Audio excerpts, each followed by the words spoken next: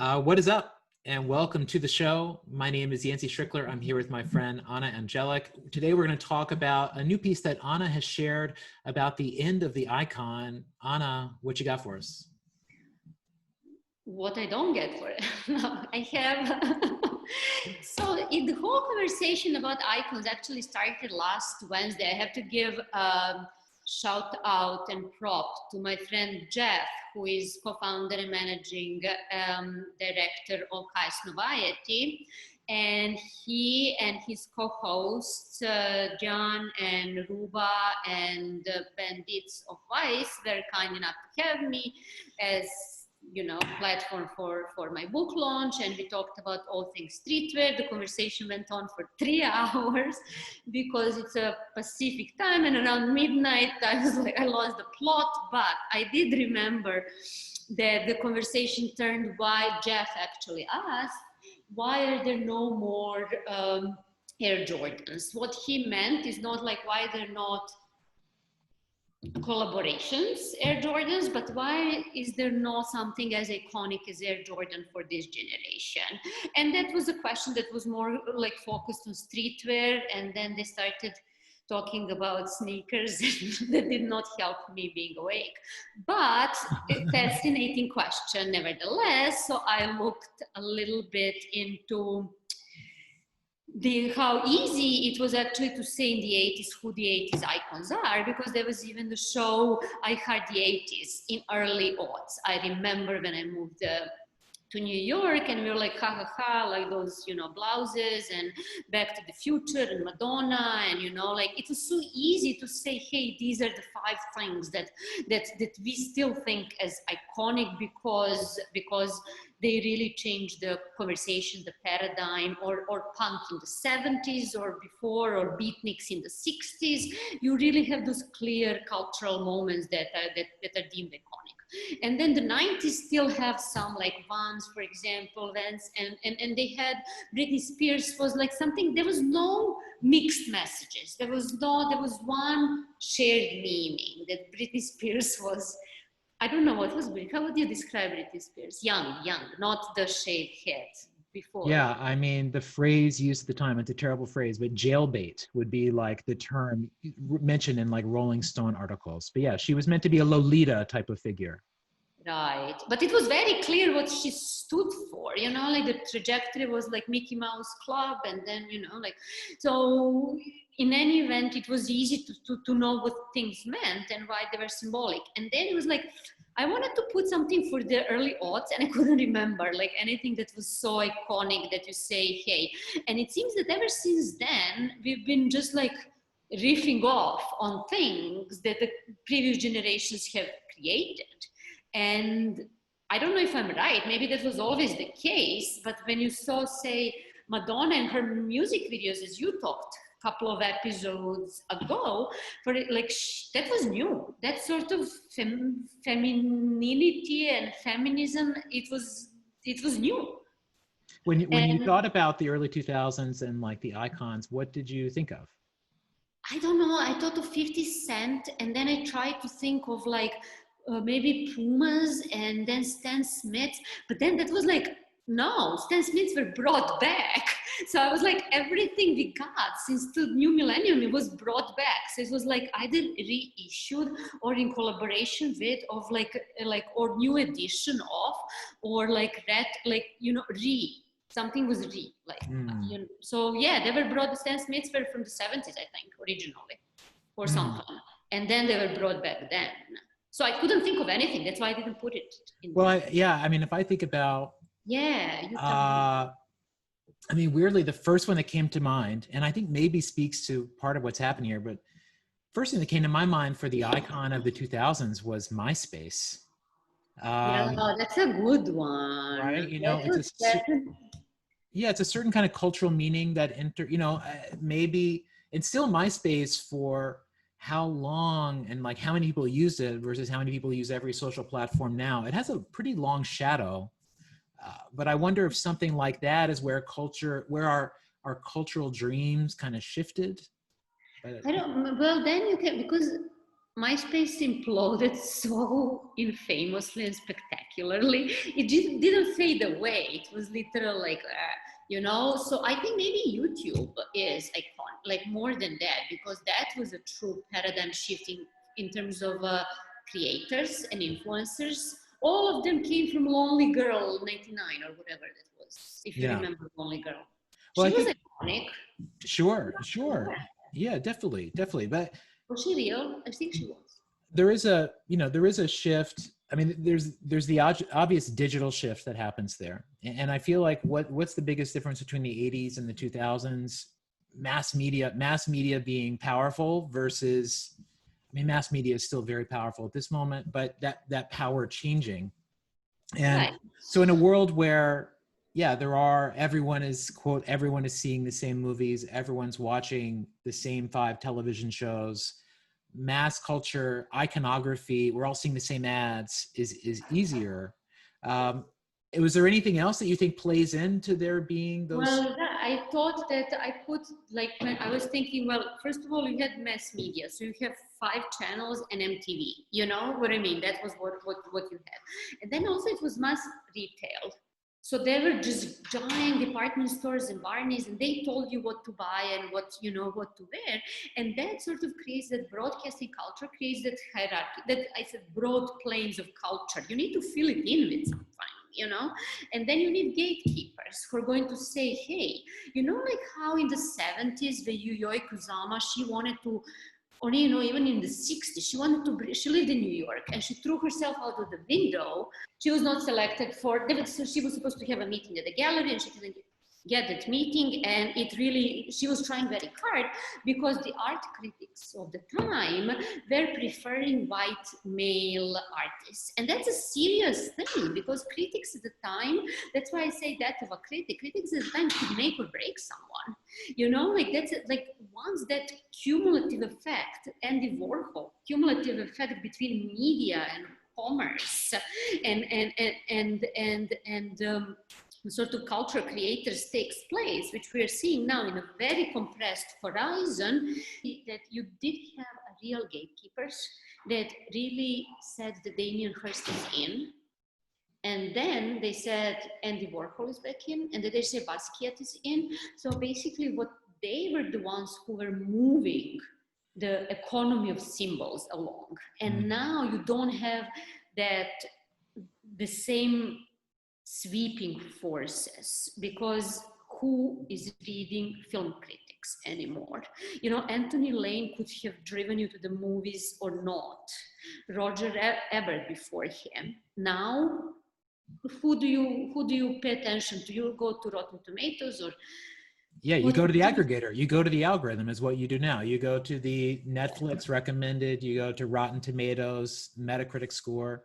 Yeah, we go to these abstracted authorities that are effectively representations of us. Does that lead you to think now that there are like a lot of lowercase small icons? Is that the world we're in instead? That's where you were going. That's your hypothesis. So I think like you talk about that hypothesis, and then I'll come in.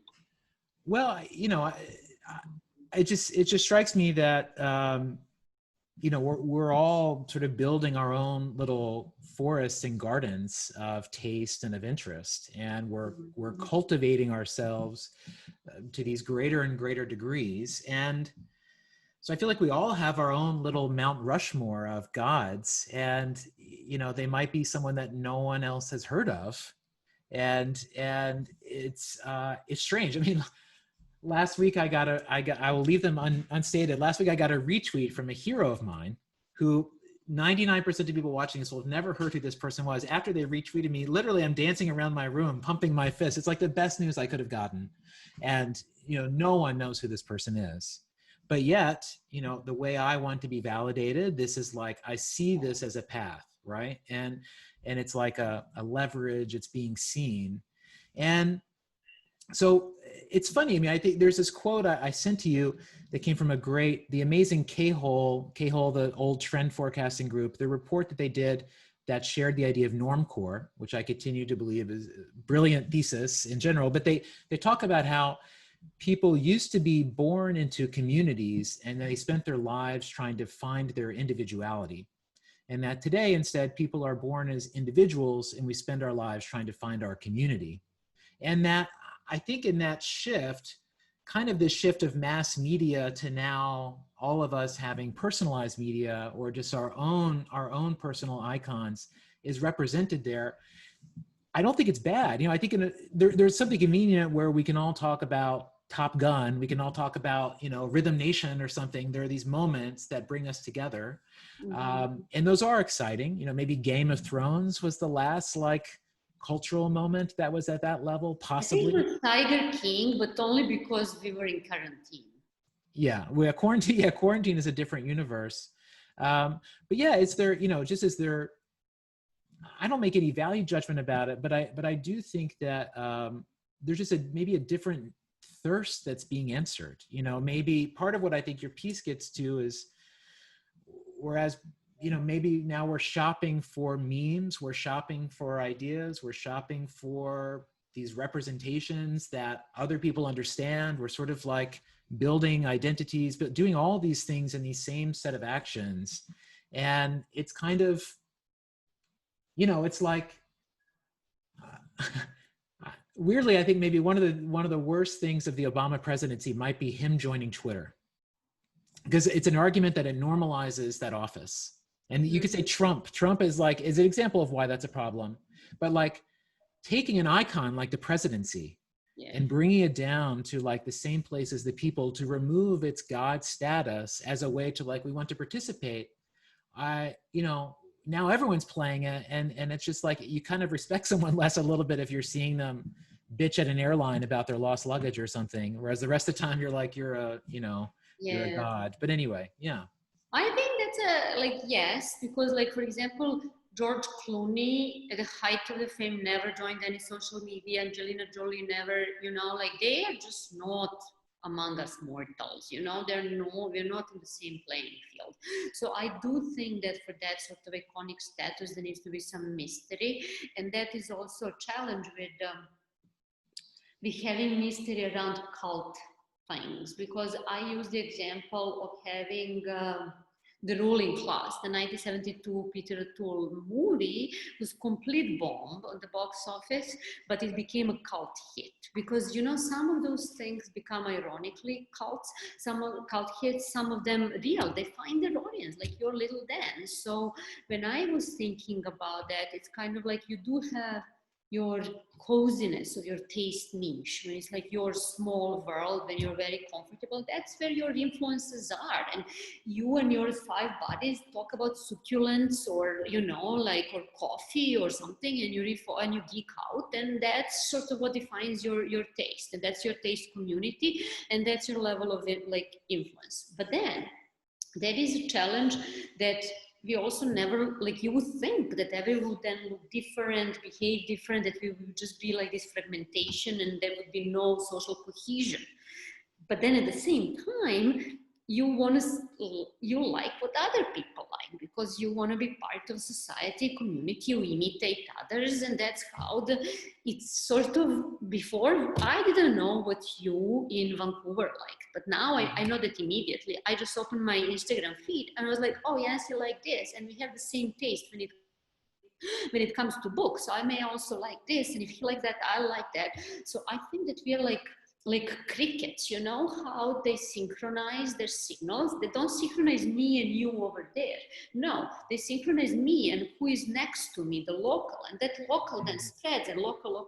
So I think that's what's happening right now, that we just super amplify those local signals, can travel very, very far. So I think that's why we have those two things. Yeah, and I think that's, I mean, it seems, I identify with that. And if I think about me celebrating my retweet from a personal icon, that is a local validation that like that validates my own personal path that I see. And there's going to be a lot of like lamentation of this. You know, this will be viewed in sort of a postmodernist way of like, why can't we all just, you know, why can't we all just watch Back to the Future anymore? Like sort of wishing for that simplicity. And you know, I do want to talk about what mass culture you and I still do interact with as people, which I think would be an interesting question. But Yeah. you know, I think that a book that really influenced me is called Spheres of Justice by this sociologist Michael Walzer, and the book is about how the greatest form of all injustice comes when a value system rules beyond its rightful domain. And the example he gives is the church trying to force Galileo to refute his new laws of science he was proposing because the church was more powerful than Galileo. So like the values and morals of science were being refuted because there was something over top of it. And that, you know, because we want safety, we tend to want a value system to say rule. We want our own ideas to be projected onto everyone else, and we think that is the only way the world would work. But actually, he contends the world works best when everyone is allowed to optimize for their own local values, and that just like a forest and nature operates, you know, can flourish when it has that balance, that this ultimate state of non-dominance is actually what we should think of as being the ultimate best version of a society. And so I feel like in the web, we are seeing some of that. Now there is still like disinformation, there's Russian, meddling, there's all sorts of ways that things that get in the way of that. But it strikes me that it's, I think a lot of people are maybe challenged by it, but I think it's probably a sign of progress. And this is where you just see every scene get so much deeper. About something, you talked about Air Jordans, well, Air Jordans were iconic at the time. There were like 4 tennis shoes in the world. Now if you're buying a shoe brand, it's like, you can go so niche. And so is that the sign of a world getting more sophisticated, or is it a sign of it, declining? And I could guess where you and I would sit on that, but what do you think? Well, I think that at the same time you're saying, hey, you can say Yeezys as a shoe or the Balenciaga chunky sneakers, but you need to understand the social context that gave rise to them. So that's why I put in 1, popularity, 2nd, productivity, 3rd, memification. So I'll explain. First, popularity means that now iconic things equal popular things. And that's not what it used to be the case, because now you say something is iconic just because a lot of people have it or wear it. And just because you have a lot of counterfeits. So what is iconic is commercial. And that was sort of commercial definition of if what it sells well, it becomes iconic. So being iconic is almost a consequence. Well, that's why I said about that movie, it's like the cult classics are those that were completely separated from their commercial success. And if anything, they became iconic because they were not commercial successes. So you actually needed taste in order to say why is that worth, why is that iconic? So that's one thing. The second is I always keep thinking like, oh, Coco Chanel, Karl Lagerfeld, like those guys, they were creating a lot of stuff, and they do have one silhouette, one look, like a jacket or Chanel logo, and then they just created a lot of other stuff with around that same stuff, And then you have Rave Kawakubo or Elsa Schiaparelli, and they, like Elsa, she had that print dress back in the 1920s. That is iconic look that was later Alexander McQueen and then so on. But she just never, created enough of those to sort of saturate culture in the same way that Coco Chanel did. And now, like Coco Chanel is iconic, helped by that marketing machinery that she has like a museum show and like divine vision and so on. And then we need to like work very hard to remember who Elsa Schiaparelli is, and I mean outside of fashion. And then the third thing was memification, which is what the internet really culture is, the culture of trolling that started basically ever since the first email has been sent, or ever since first Myspace profile was created, which is that you take something and you put your own commentary on it. And by sort of like adding a smiley face or a taste or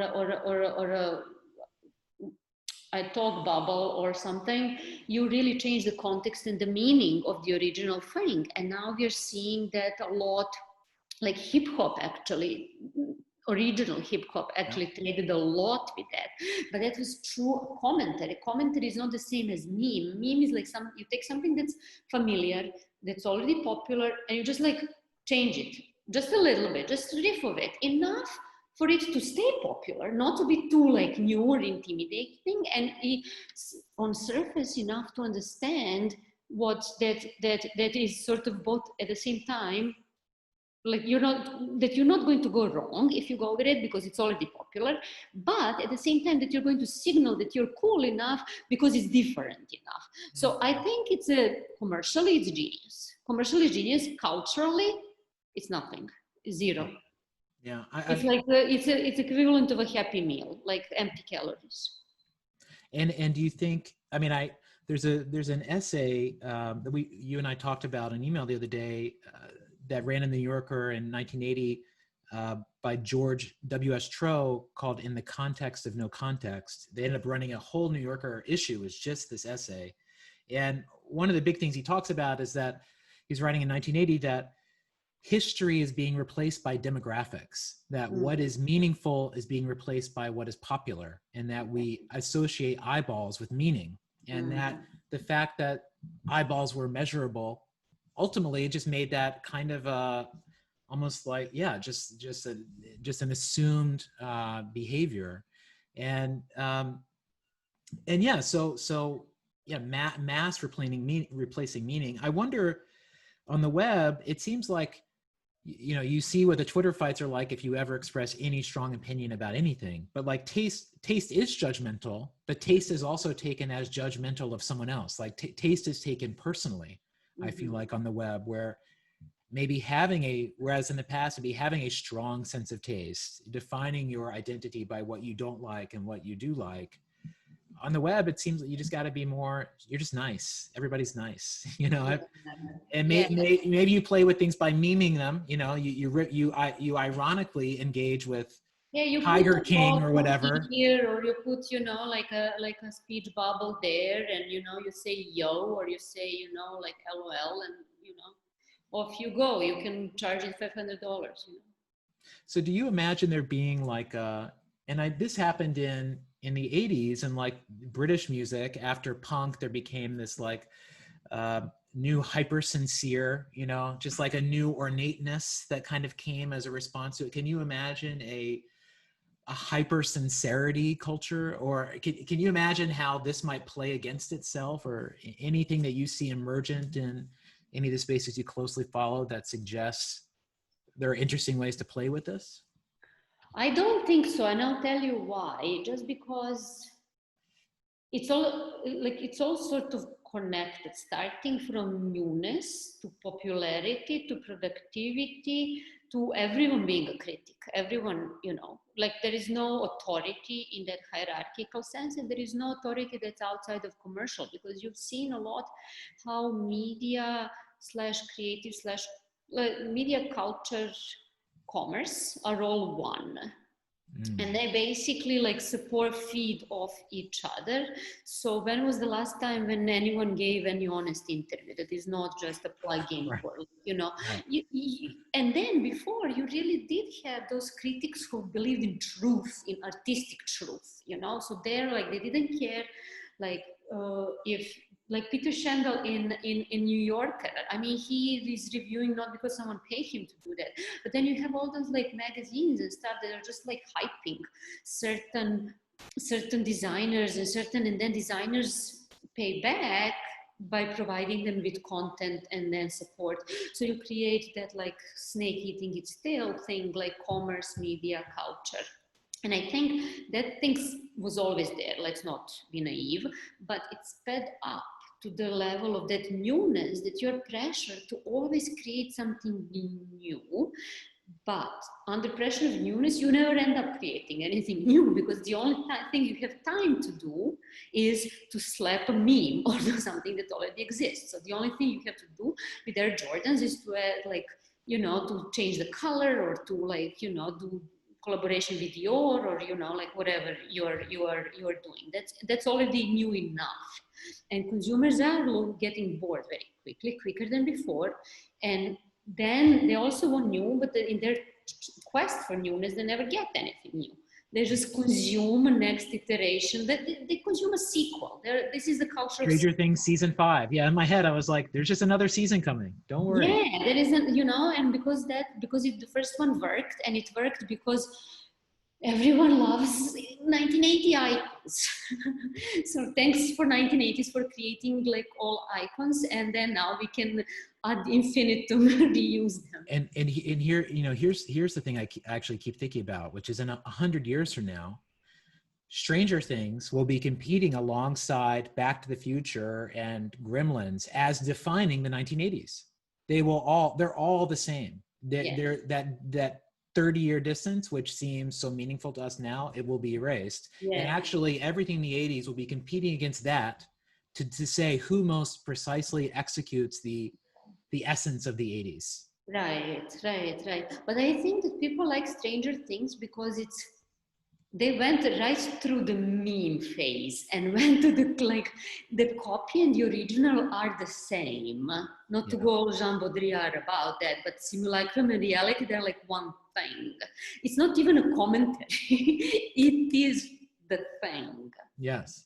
Well, I just, you know, I think about this with like just the way history, the compression of time by history just changes these things. I think Chuck Klosterman maybe first talked about this, but thinking like 100 years from now, like what rock bands matter? Like the Beatles still exist, probably Led Zeppelin still exists, like the Rolling Stones, maybe Rolling Stones might be dropped, like the Kinks, no one cares, like all these things that were at the time like A-, probably all my favorite bands, because I go the couple of tiers down, but all those will be irrelevant because they're just not going to be enough space. And it's just like, you know what, the Beatles got the 60s enough. Like I have my 60s band, I have my whatever. Mm-hmm. And of course our own view back on history is similarly, you know, I mean, we're like 1920s as flapper area, you know, and someone living there, they're like, are you kidding me? That was 6 months, you know, and it was only lame people, right? You know, us then would be like, this is bullshit.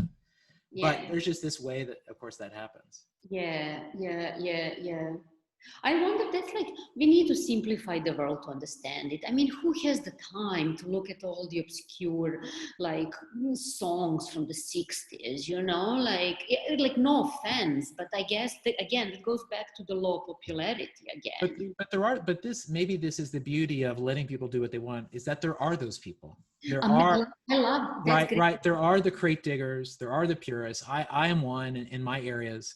And like the web at its best is it's letting all of us perfect, you know, go deep and then become the hubs for these other, you know, these deeper levels of appreciation.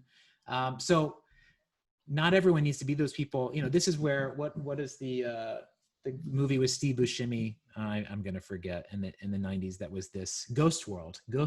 That was like, you know, this culture, if you remember that movie. But yeah, I'm curious, like, you know, how do you engage with this kind of meme culture, or these, you know, are you just analyzing? Are you watching it as an analyst? Are you a participant in things? Like, how do you experience this? Well, I mean, I'm trying to tell the truth. Like, I don't have an agenda. That's like, at least like, the first thing, the only thing is that there is no agenda. I don't work for companies or against the companies that I mentioned. I look at that from, let's say, academic point of view. Let's not say critic, let's say academic point of view. And I look at what does that mean. And what this really all means is, for me, is telling me how taste is formed in micro communities that are like map of the world geography of taste went towards micro. That is what really matters, because everything else that you like other people like, that's to coordinate yourself quickly, to orient yourself in the world. But like, I think your true community is your taste community, and that's where you can have your niche taste from the 60s or 90s or something. That's one. And then the second is how social influence shifts, because when you had the mass media, it was like, and then the gatekeepers that were almost critics were almost as important as artists. And now you have like when you have so many tastemakers, so many, because see the one, the taste cycles get very compressed, So, and then so is someone, you know, if someone's watching this, should they be like, they should be optimizing for their local maximum, like optimizing for the local values of their scene? Like, you know, how do you be like a smart consumer or a smart brand maker or, you know, just artist in a world like this? the best way to be smart is cancel someone. This is like cancel. Have you seen that? Like, So tell me this theory. I want to hear this. What is? okay, whoever is listening to this and watching this, cancel us first. That's like the first badge of cool. No, please don't. And then the second one. Honestly, I just think that whoever, if you want to become a coffee connoisseur tomorrow or a sneakerhead or whatever you want to become, you have so many places where to start. And that's why internet is called the rabbit hole at the end of the day. You know, you fall down the rabbit hole and then you can develop your own taste and become your own tastemaker. So, I mean, there is no advice really. What I just think is that, like, when we think about Kanye West or Elon Musk or Adam Newman, these are anti-icons because they're so antisocial that you can't look up and say, hey, yes, they're creative, but they're more crazy than creative in a sense, you know? And they're not crazy like, oh, Galileo is crazy because the earth is not flat. It's literally because of the antisocial behavior. They're not propagating the social cohesion values, let's say that. Like, and then the other thing, when you look at it, when you look at Taylor Swift, she means 10 different things to 10 different people. That never was before. You know what I mean? You'll get a lot of, like, there is that sort of interpretation became very individual or very influenced by your own subgroup. That's interesting. That's interesting. I like that thought of, yeah, so Taylor has to be different versions of herself in different contexts. She has the country context, the old fans context, the new fans context, the Twitter context. And Yeah. then the feud with Kanye context, and then, you know what I mean? Then some, like the Taylor the cat lover context, you know, like she's Yeah. meaning many different, and I think all of us, yeah. Can you imagine, could you imagine an iconic brand or person thought being built today in the George Clooney all mystery model? Like, you know, it's a modern business doing modern things, effectively no web presence, you know, trying to instead go cut against the grain and to be, we represent a different notion of identity. Can you imagine that working? Absolutely. It's just that we don't know about them because, like, we are not insiders. Yeah. You know what I mean? And 100% absolutely. And I think that's exactly where that we are moving from social networks for everyone to micro social networks that we have just only are like whoever you want. Like Clubhouse at the end of the day is like, I don't know anyone there. I mean, I know some people, but not nearly as many people as I know on Instagram or Twitter or other places, just because it's like still in like beta and it's like invite only, and you know, like, Yeah. and then there are clubs within Clubhouse. It's not enough to have a Clubhouse. It's like, you know, so. There's a Chinese science fiction series from a few years ago called The Three Body Problem. And in one of the books, this character puts forward this theory called the dark forest theory of the universe. And he says, when people look up to the sky, we see darkness, see a few stars, we send out probes trying to find other life, sending out signals, no one speaks back to us. This leads us to assume that the universe is empty. But instead, think of a dark forest at night. You look around, nothing moves, it's quiet. It would seem like there's nothing there. The reality is the dark forest is full of life, just everyone has realized it is too dangerous to show yourself. And so everyone instead hides in the darkness. And so an animal that shows itself in a dark forest just hasn't yet learned the truth that everyone else has learned. And I cited this idea in a post a couple of years ago about the dark forest theory of the internet, saying that we were being pushed off of the main channels because of just, we could feel that they were predators. There's like advertisers, you know, so you could be trolled. There's all kinds of ways that Your words can be used against you. And instead, we're retreating to these smaller dark forests where the maximum upside of like a good joke was much lower. But the downside, there's no downside. You couldn't get canceled, you know? Right. I mean, who's going to cancel your mom? You know, Yeah. like your, you know, so that is, And yeah. so it's like trading, like I will take being less well known for a peace of mind and for me being able to be myself. Right. And that's like the nature of the web has kind of pushed us into those sorts of decisions the last couple of years. That is, and then I always go back to those like 3-seat Japanese bars when you really need to know. You have like nondescript door, and you need to know about it. And they are not online. They're not on Instagram. Photos are forbidden.